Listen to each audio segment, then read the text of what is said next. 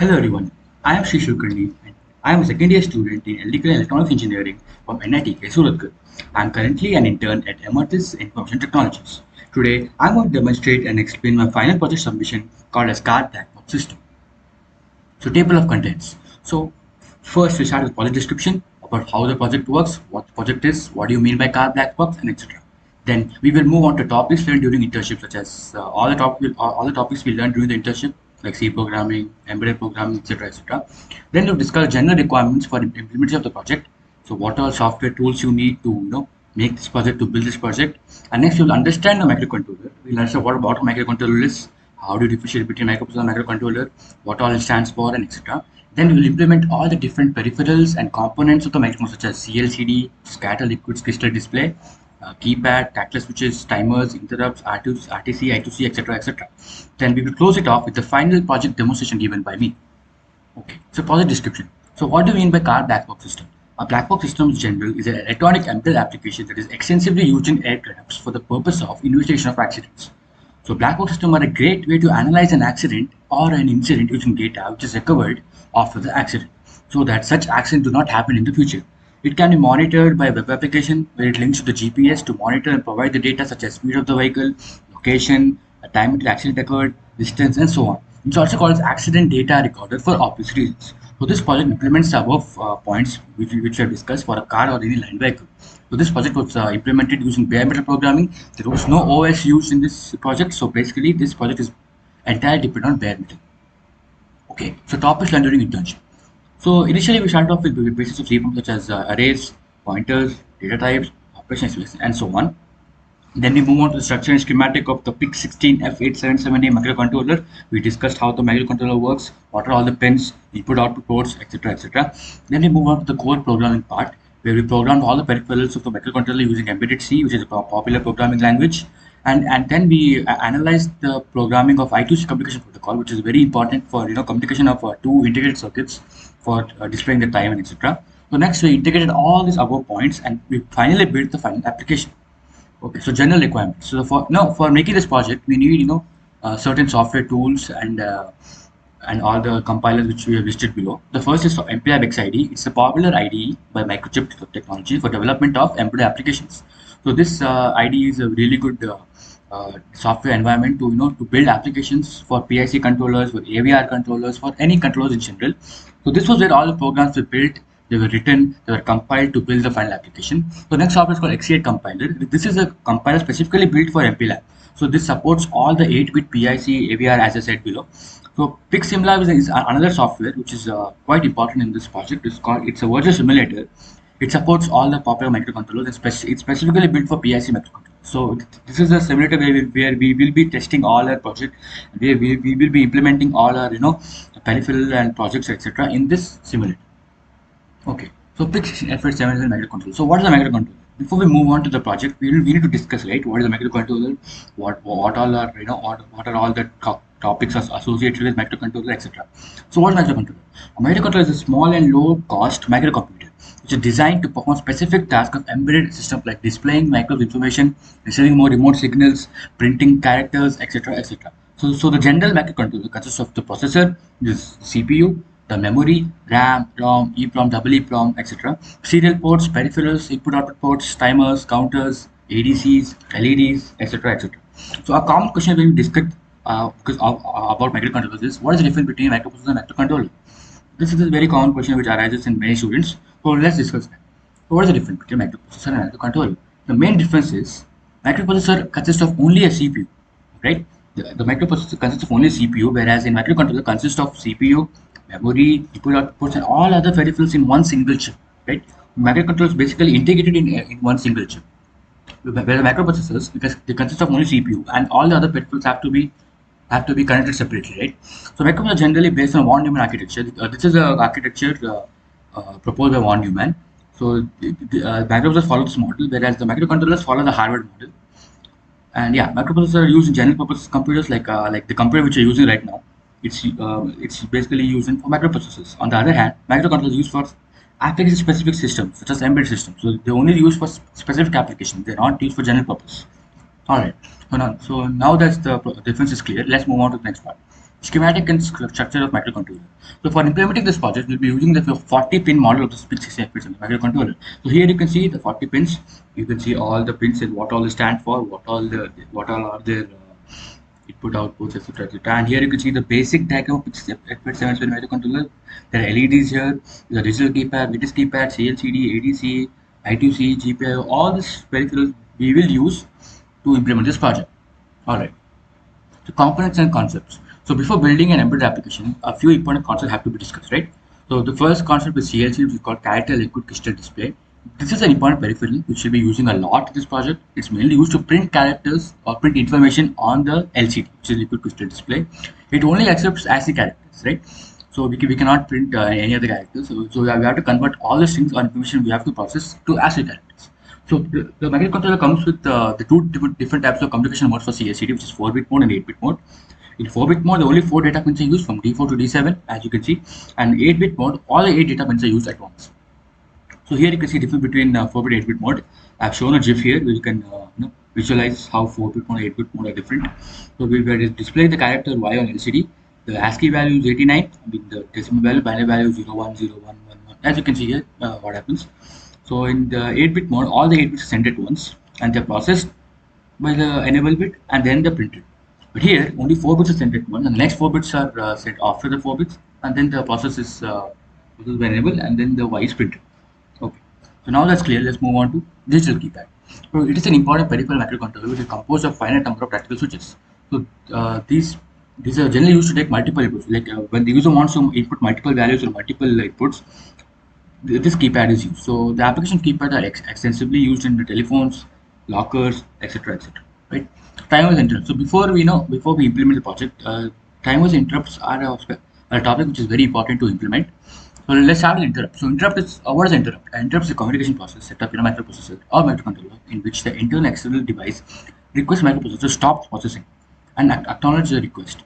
Basically, it is a process which happens when any piece of hardware tells the microprocessor to stop whatever it's doing and come attend my request. So interrupts the microprocessor to come and attend to the request and goes back to processing where to interrupt. So once the microprocessor solves the problem, it goes back to its work, right? So that's the basic concept of interrupts. So classification of interrupts. So interrupts are broadly classified in 2 types, which is hardware and software. Since we'll be dealing with hardware-based interrupts protocols for this embedded application, we will be discussing multiple hardware interrupts. So hardware interrupts, as you can see, they're further divided into non-maskable and maskable. So what is non-maskable? So non-maskable interrupts are those interrupts which cannot be ignored or disabled by the instruction of CPU. So CPU has no control and non-maskable interrupts, whereas maskable interrupts is opposite.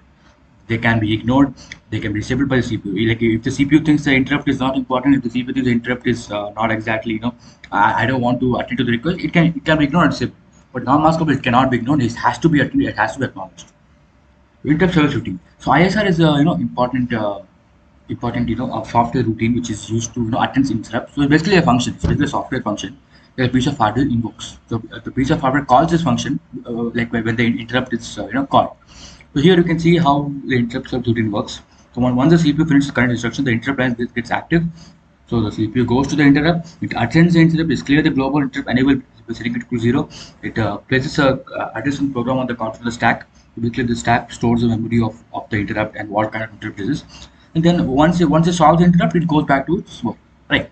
So that's the basic implementation of ISR. So yeah, time. So timer is another important peripheral. It's basically is used, as the word says, is used for timing. So it's monitors the time of any instructions which is required to be executed in synchronous system clock. So to understand concept timer, we need to study some more terminology. So first term is resolution. So what do we mean resolution? Resolution for timer is referred to as bits of the register. It can be 8-bit or 8-bit. The word register is basically memory, right? So the memory of timer it can be 8-bit or 6-bit, 16-bit in this microcontroller. Tick. So what is tick? It's referred to as a change which occurs when the timer goes from one number to another. This can be either up count with the ticks are increasing from 1 to 2, 2 to 3, 3 to 4, etc., etc., and down count is going for 255, 254, 253 in 68-bit, etc. Right? When quantum. So quantum, what is quantum? As quantum says, it's a measure of each tick, right? So after tick goes from 1 to 2, 2 to 3, 3 to 4, etc., that's the time which takes to go from that time. It's called quantum. So it depends on the system. So each system might have different quantum. So it depends on the system how your system clock is set. Okay. Communication protocol. So a communication protocol is necessary to enable two integrated circuits to communicate with each other, right? So here in this project we'll be using the IDH communication protocol. is used to help the RTC use real-time clock to communicate with the microcontroller to display the time on CLCD. Okay, so what is ITC communication protocol? It's a bus interface connection protocol. It's used for serial communication. It's also known as two-wire interface. So why is it known as two-wire interface? Because it has two different lines, right? Wires for communication: SDA and SCL. What is SDA? Serial data. Is the transfer data happens through this pin. The data between the two ICs happens between the data line. And serial clock. Serial clock basically provides a clock signal. So the IDOS app operates in two modes, which is master mode and slave mode. Master mode is basically the microcontroller, which is the master, which controls everything, and slave mode is the RTC, where you want to display the time. Okay. So now I've discussed all the concepts regarding the project. We will implement the project, and yeah, so this application implemented in the PICSIMLAB simulator, as I also said below. So all the information we want to process will display on CLCD. So CLCD acts as a vital part. We will be displaying all the information on the CLCD. Yeah, so there are different screens which you might come across while I implement project. Those screens are dashboard screen, login screen, main menu, event recording. So we will discuss all these screens in detail in the simulator. So finally, if you want to, if you want the source files from project, if you want to contribute or if you want any source files from a project, they can be accessed in the GitHub account below. I'll put it in the group description, in the chat description. The official active repository of PICSIMLAB can be accessed also in the chat description box below. So you can access all the repositories if you want source code, if you want any help, if you want all the codes program, you can access them in my GitHub account, or you can take the visit the official active repository of PICSIMLAB, where they have implemented the simulator. How you can get to know how the simulator works. You can do that also in the PICSIMLAB official active repository for GitHub. Well, I've uploaded both the codes in the. I've put both the links in the description box. You can go through those. Okay, so that's all about it, guys. That's all about the presentation. Now I'll implement the project, and yeah, that's about it. Now I will go to the simulator and implement and show you the project. Yeah, so here you can see the all the source code files from a project. Here you can see the all the functions are initialized in this function. Now we need CLCD for the CLCD peripheral. We have ITC communication protocol here. We have DS137, which is basically the RTC, and ADC, keypad, timer 2, etc. etc. So here all the functions, all the peripherals are implemented in this init config function. So yeah, and then we move on to the main function, where we see all the all the functions which are required to implement the project are called here. So you can see all the functions here. We have lock car event, clear screen, etc. etc. etc. So we'll go back to the card black box efficient.c. So here all the functions which were called in the main.c are defined and implemented here. So here you can see get time, which is used to get the time from the RTC using the ITC communication protocol. You have display time, which is used to display the time on the CLCD, and display dashboard, where it's used to display the like the dashboard screen, time, event, speed, etc. etc. Like the log event, where used to store the memory in WEEPROM. WEEPROM acts as a storage class. And you have log car event, where you can log all the events for the cars, the speed, event, the collision, etc. Then you have login screen, which I'll be showing in the simulator. And yeah, you have many functions implemented. A lot of functions actually. So all functions are used to implement.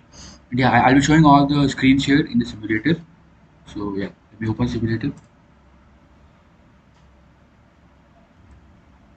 So yeah, I'll reload the last. Okay, fine. Yeah, so here you can see this is the the screen for the simulator. This is a PIC16 F877 microcontroller. It's by PICGenius. Yeah, so you can see all the peripherals of the microcontroller and etc. etc. So initially, when I on the microcontroller, or basically on the car, the speed will be 0, and the event will be on, right? So basically means the car is on, but it's not moving. Okay, so that's the first event which you record, and so this is a basic dashboard screen. As I said, the dashboard screen. So this is what dashboard screen. It has time. It displays the event, displays the speed. Okay. So now I'll display. I'll record an event called collision. So let's say the speed changes to around 35. Okay, let's say 60. Okay, let's say let's keep it less. Let's be 35 milliseconds. Okay. And I'll record an event called collision. So this is when. So basically, this is when a car collides or the vehicle collides with some other object at this much speed. Okay. So basically, what the microcontroller wants to say is, the car has collided with some other object or some other car at this much time, 222, and this much speed, 33. So I'm going to log one more event, which I'll be calling the gear. So I'll be taking the neutral gear. The car is not moving at all. But this time the car was changed to neutral gear, and the speed was 33. I'm going to make it reverse gear. So this time the car was switched to reverse gear, and the speed was 33. I'm going to change the gear from gear one. Yeah. So as gear one, the speed will increase. So at this time the car changed to gear one, the speed increase, etc. So as you can see here, as we change the gear, speed increase, etc., etc. So we basically see I'm recording all the events which a car takes on. So yeah, the gear can go to gear 4 or gear 6. It's your wish. So yeah, so that's about the logging event. Now that's about dashboard screen here. Now let me show you about the login screen where all the events are logged and they can be viewed or they can be cleared or they can be changed, etc. So I'm going to show you the login screen here. Yeah, so this asks for the enter password. So let me enter my password here. RB4, RB3, RB4, RB. This is my password initially. You can change it if you want in the menu. Yeah, so this is a main menu screen where you'll be, where you can access all the logs, clear the logs, where you can change your password if you want to. So yeah, that's the main menu screen. So let's view the logs. Okay, I'm going to view the logs here. So yeah, as we record the event, right? When we on the microcontroller, it was event was on. The speed was 0. The car was just on. Yeah, I'm going to move to the next event. So the collision event occurred at 14:22, 35 seconds, and speed was 33. So that shows that the car collided at this time and at this speed. So I can view all the events which are recorded in the car in this main menu screen. I'll go to the next event, gear neutral. At this much time, the speed was this much, and the car was neutral gear. And yeah, as you can see, gear, reverse gear, first gear, second gear, third gear, fourth gear, and so on. So we can basically view all the all the information regarding about the car, whether it collided, whether it changed gears or something, will change its speed, etc., etc. So basically view all the you can view all the screens, you can view all the logs here. So let's say okay, now once the login screen is implemented, I'll show you the main menu screen again. So so what if the user enters the wrong password here? So let me try that. I'll try RB3, RB3, RB3, RB3. So yeah, so as the wrong password, it wants me that only 2 attempts are remaining. So if I exhaust all the attempts, I'll be locked, right? Obviously. So I'll enter the wrong password again. So I have only 1 attempt remaining. So I'm going to enter the wrong password again to show you how the software works. So I'm going to enter it again. So yeah, so it blocks me for 1 minute. Generally it should block us for more than like 5 minutes or something. But since you don't have the time, I'll be using only 1 minute here to show you. So yeah, so you're blocked. Wait for 2 seconds. So yeah, it blocks me for around 1 minute because I entered the wrong password. So now I'll wait for around 45 seconds. You can skip the forward of the video if you want. So basically all the functions are implemented in this peripheral. We'll be using a lot of peripherals for CLC. This is basically CLCD, right? Liquid crystal display, and this is RTC, EEEPROM, etc., etc. So all these peripherals in this microcontroller you see, they are used everywhere, right? And this is a potentiometer which is used to change the speed, which is basically it's an ADC inside it. So it converts the analog value to the digital value using the ADC, and it prints the digital value. So yeah, that's about it. We'll go on 15 more seconds. After that, we will go back to the login screen and we will implement the change password or clear log screen.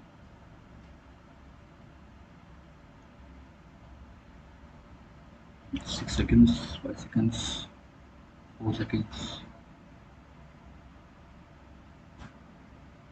Yeah. So since the time is up, it takes me back to the password screen. I'll enter my right password this time. RB4, RB3, RB4, RB3. Okay, now we have the main menu screen again. We can clear the log if you want. We can clear all the memory if you want to, but we'll do that later now. We'll check the change password now. Okay, so now once we change the password, we can we can change the password if you want to. So if you think the password is not strong enough, or if you want to change the password for personal reasons, you can change it if you want. I'll be entering a new password called RB3, RB3, RB3, and RB4. This is a new password. So it asks you to re-enter the password. Like it's common for every application. You have to re-enter the password to confirm if the password matches or not. So I'll do it now. RB3, RB3, RB3, RB4.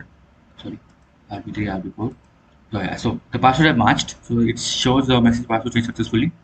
So password has been changed now, right? The password is no longer RB3, RB4, RB4, RB3. It's different, as I said, as I've already shown in the video. So now we'll implement the clear log function. I'm going to clear the logs. See, it says logs cleared successfully, which means all the events which are stored using these buttons like the collision, neutral gear, reverse gear, first gear, second gear, all the logs which are stored in EEPROM are cleared now. You cannot access them. So if I press the view logs screen now, see it says no logs. That means I've cleared all the logs. There are no more. The memory in WPROM just stored all the logs. They're free, right? So yeah, that's about it. Uh, that's about it, guys. That's all about the project and simulator. You can use the project for multiple and various things in the cars and vehicles, etc. etc. It has a very good application, and you can also improve it. You can also make it more advanced and take it to the next level if you want to. So yeah, that's about it, guys. Thank you, guys. Chuck, signing out. Bye.